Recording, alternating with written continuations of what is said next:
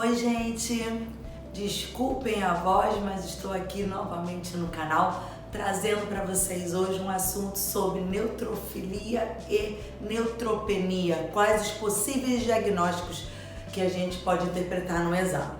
Mas antes da continuidade, quem não se inscreveu, não deixem de se inscrever no canal, cliquem no sininho para receber a notificação de novos vídeos. E pessoal aí ó, bota o gostei nos vídeos que vai estar me ajudando aqui, me incentivando a trazer cada vez mais assuntos, tá bom? Então vamos lá. A diferença, né, a gente vai tocar sobre neutrofilia e neutropenia. Isso independente dos números de leucócitos, tá bom? Vamos ver quais as possibilidades de cada um. Então vamos falar inicialmente de neutrofilia.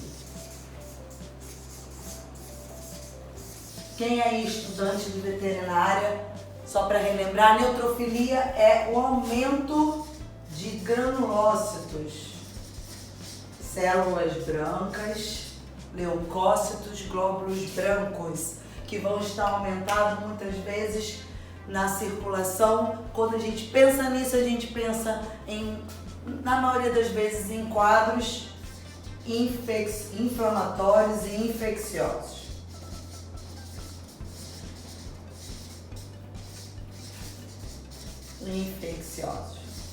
Então, os neutrófilos, né, os granulócitos, eles são produzidos na medula óssea.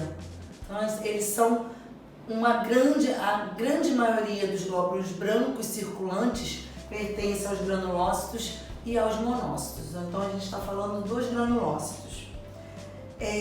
Os granulócitos, eles têm, em média, na faixa de 6 a 9 dias de vida circulante. A medula óssea está sempre repondo esses leucócitos na circulação.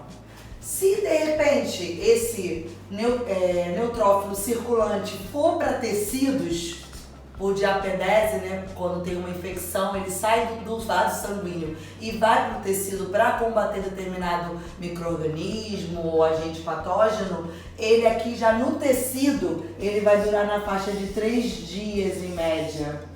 Né? Então a gente consegue ver como a medula óssea o tempo todo trabalha para ficar repondo essa celularidade no sangue. Mas quando a gente pensa em inflamatórios e infecciosos, a gente começa a pensar em quais patologias. Então, no caso, por exemplo, de uma piometra, no caso, por exemplo, de uma pneumonia, às vezes você vai ter o fator patogênico, na maioria das vezes infecciosos, que vão levar a esse processo. Claro que quanto mais patógeno, né, quanto mais infeccioso vai tendo, muitas vezes esses neutrófilos vão aumentando e até a medula óssea lá não vai dar o quê? Ela vai ter que começar a jogar na circulação precursores de neutrófilos, que são os bastões, os mielócitos. Por quê? Porque a infecção ela está cada vez mais acelerando, né? Tendo mais assim, demanda de neutrófilos, e a medula óssea começa a aumentar esse número de neutrófilos na circulação. Então, quando a gente pensa em neutrofilia, muitas vezes a gente vai ter que estar sempre ligado a inflamatório e infeccioso. Mas somente isso? Não, gente. Existe casos, às vezes, a gente observar a neutrofilia, por exemplo, de uma forma que não é patogênica. Não vai ter precursores, não vai ter bastões, não vai ter um quadro tão grave. Então, na minha vida, na experiência de vida como patologista, uma coisa que eu sempre observei, às vezes, de uma forma até fisiológica, foram cães de rua.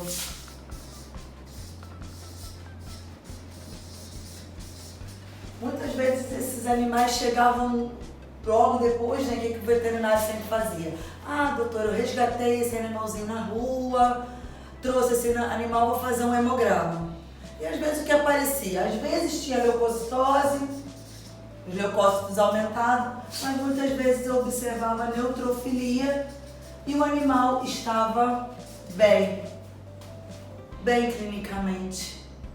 E aí quando a gente repetia, muitas vezes após 15 dias esse exame, né, intervalo de 15 dias, esse neutrófilos começava a diminuir. Então o que eu acredito, né? O animal de rua, ele está sempre exposto a patógenos, ele está sempre comendo muitas vezes uma comida que não está, já pode ser uma comida estragada. Então o que acontece? O corpo, ele de certa forma, ele se adapta, ele faz com que os neutrófilos já tenham um pouco de aumento para qualquer demanda que precise, ele já está com a proteção. Então muitas vezes esses animais entram em neutrofilia fisiológica, sem ser ainda patógenos, como uma prevenção mesmo, né? Já está ali presente os neutrófilos. Outra forma da gente observar a neutrofilia, presença de neoplasias. O corpo está inflamado, né? Então ali tem já um estímulo, uma perda sempre ali pela inflamação. A gente tem um estímulo na medula óssea, esses animais podem ter neutrofilia e não ser um quadro infeccioso. Outra coisa que pode acontecer é toxemia, né? Endotoxemia. Dependendo do que o animal entre, por exemplo, existe animais que às vezes têm contato com produtos de limpeza. Ele tem a gente vai, quando eu falo em alergia, a gente pode pensar até, vai aumentar o eosinófilo, o basófilo, mas às vezes inicialmente pode acontecer uma neutrofilia.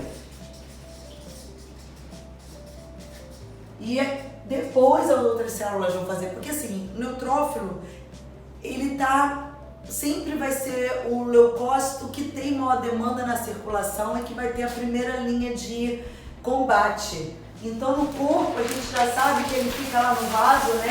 Existe o vaso, os neutrófilos circulantes, mas existe também vários neutrófilos que ficam na margem do vaso, que não ficam no sangue circulante.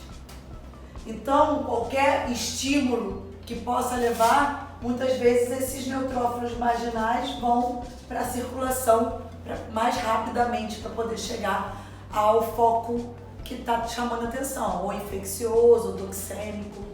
Então, a gente sabe que até, por exemplo, um medo excessivo, gatos principalmente, né? O estresse envolvendo aqui o cortisol, o exercício prolongado. Muitas vezes, por exemplo, um cão atleta que saiu do agility, de repente você vai fazer um hemograma e ele vai ter uma neutrofilia. E daqui a pouco isso vai se normalizar. Por quê? Porque ele teve um exercício prolongado. Isso acontece também em humanos. O estresse, o hiperadrenocorticismo, você vai ter uma neutrofilia, que não vai ser infeccioso. E o medo nos gatos, né? Que muitas vezes vai levar a uma neutrofilia e não tem nada de infeccioso. Então isso podem ser outros tipos de condições que podem levar o animal a uma neutrofilia. Outra coisa que pode acontecer na medula óssea, dentro da medula óssea, deixa eu fazer o contrário, né? Dentro da medula óssea pode existir alguma neoplasia que está aumentando a produção de neutrófilos. E aí muitas vezes a gente vai ter que observar o quê? Vai ter que fazer um mielograma, entender porque aquele animal está se persistindo, por que está acontecendo isso. E não é só os neutrófilos que estão aumentando. Vai aparecer determinadas celularidades no sangue que vão chamar a atenção do patologista para verificar o porquê que isso está acontecendo. E aí vai dizer para a gente fazer um mielograma.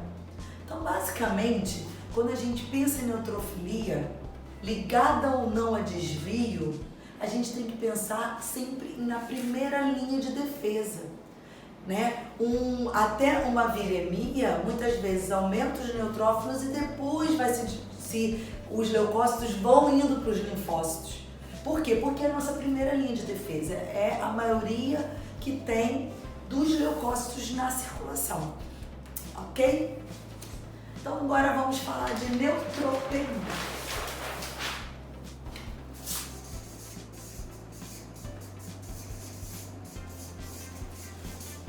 Aí a gente fala de neutropenia e pensa em quê? Infecção. Ah, Viviane, não concordo.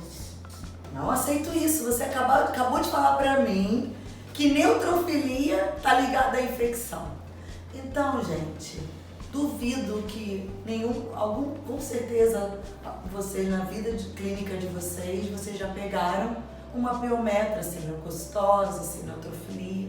Isso pode acontecer. Então, assim, para dar neutropenia, a gente pensa em infecção aguda.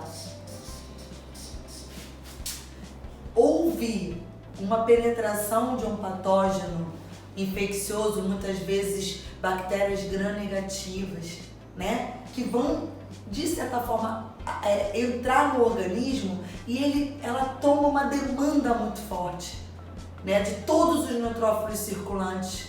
Então, uma piometra fechada, por exemplo, ele sai da circulação para combater, né? E aí, o que acaba acontecendo?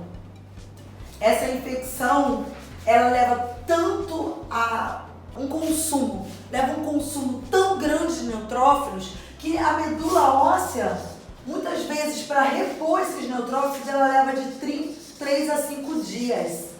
Então, dependendo da demanda, você pode pegar, às vezes, olha, na maioria das infecções é de 8 a 12 horas ela repõe. Mas dependendo, leva às vezes de 3 a 5 dias. Então você vai ver, de repente, naquela infecção, uma neutropenia. E daqui a pouco, depois de 3 dias, você vai repetir o hemograma e vai estar lá neutrofilia e você não entendeu por quê. Ainda vai falar o quê? Que o laboratório errou. Outras vezes você vai pegar um quadro que, vamos dizer, que não chegou a neutropenia. A medula óssea conseguiu dar conta e não deixou esses neutrófilos abaixarem, mas o hemograma deu normal. Aí daqui a pouco o animal está com febre, e daqui a pouco o animal está piorando clinicamente, aí você faz depois de 3 dias o hemograma está lá, leucocitose, neutrofilia, desvio à esquerda, e aí vocês vão falar que o laboratório errou. Então, na verdade, isso pode acontecer, porque se o animal tiver uma infecção aguda, a demanda é tão grande que você vai ter num gráfico, né? Os neutrófilos circulantes, eles caem, aí pelas produção de endotoxinas, produções de quimiotáticos que pode ter celulares, ela começa depois, ó, a aumentar para poder ter combater a infecção. Outra coisa que pode acontecer é que essa infecção se torne assim tão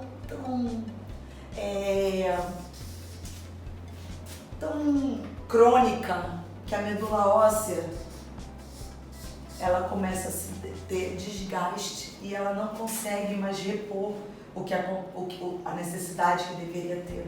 Então, às vezes, vai ter os leucócitos normais, vai cair, e às vezes se mantém baixo.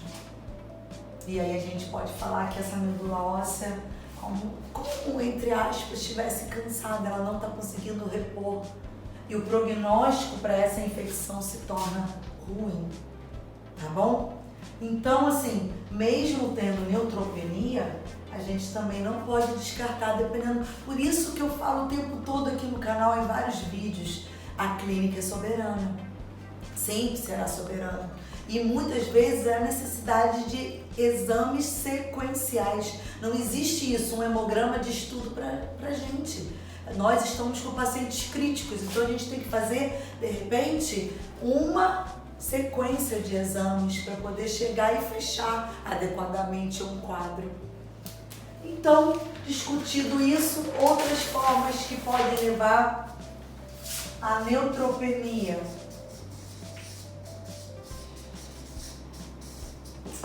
Neoplasia, pode? Sim. Muitas vezes existem neoplasias que vão levar à aplasia da medula, né? Então a gente tem que pesquisar isso. Hipoplasia, às vezes vai levar simplesmente, porque na aplasia de medula a gente vai ter também outras citopenias, não vai ser somente os neutrófilos, né? Agora, na hipoplasia, de repente, só a série mesmo dos neutrófilos podem estar afetadas. Então, aqui pede um mielograma, uma condição melhor, para poder avaliar o que está acontecendo naquela medula. Outra coisa que pode acontecer é quando o animal ele tem uma endotoxemia. Ele se colocou inicialmente, por exemplo, um ciclo fosfamida e botei aqui as toxinas. Então, gente, assim, o que acaba acontecendo? Dependendo da entrada dessa ou medicação ou toxina mesmo, muitas vezes esses neutrófilos eles vão sair da circulação, levando a uma neutropenia que daqui a pouco vai se normalizar. Então, muitas vezes em endotoxemias ou utilização de algumas medicações, você pode ter uma neutropenia transitória. Outra coisa que acontece, existe uma neutropenia hereditária.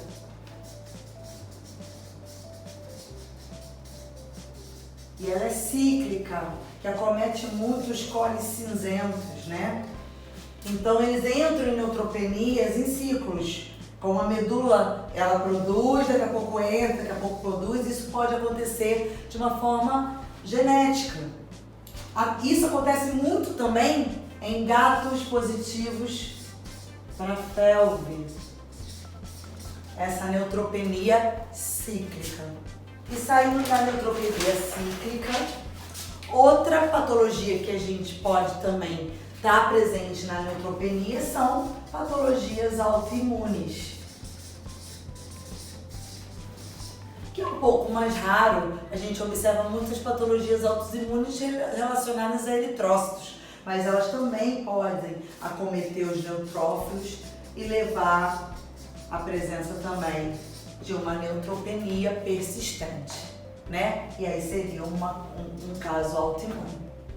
Então, pessoal, era isso que eu queria deixar aqui para vocês, essas informações. Acredito que nos próximos vídeos eu vou começar a brincar com isso. Linfocitose, linfopenia, eosinopenia, eosinofilia, e a gente vai vendo as interpretações que a gente pode ter. Não deixe de me seguir nas minhas redes sociais, hein? Tô lá o dia a dia mostrando o meu trabalho, tá bom?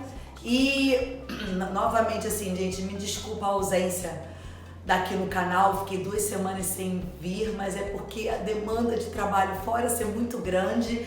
Eu ainda fui fazer a palestra nas faculdades, então eu agradeço isso aos alunos que estão aqui presentes, que me indicaram, e eu faço com todo gosto. É muito gostoso estar lá na faculdade trazendo o pouco de conhecimento que eu tenho, tá bom?